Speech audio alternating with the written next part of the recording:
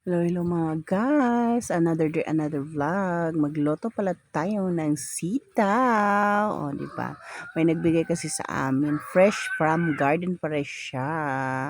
O, no. Kuha niya siya ng fresh kayo siya ba nasa garden pa bago pa bitong kuha niya. Lami kini siya gisahon. Kahit simpleng loto lang. Lami na kayo ni. O.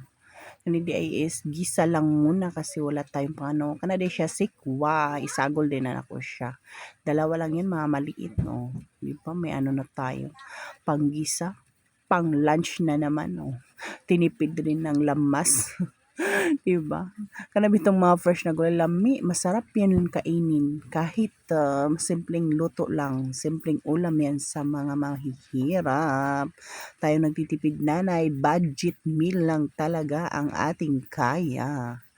Maraming salamat para sa nanonood na ng video ko. Welcome kayo sa akin, yung nanonood ng vlog ko.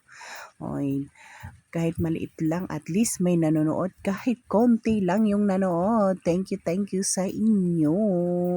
Maraming salamat. Malapit ng maluto. Makakain na kami ng lunch. Oh, simpleng loto lang yan. Mabilis lang yan mag-ano kasi na maliit lang yan. Tapos, fresh pa yan. Masarap yan. Matamis-tamis na masarap maggisa ng ganyan. Half cook lang ang luto pag ganyan. O, di ba? Masarap na yan. O, saan pa kayo? Budget lang yan, oy. Hindi tulad ng iba dyan. Kain-kain din tayo pag gulay. Kailangan natin sa katawan.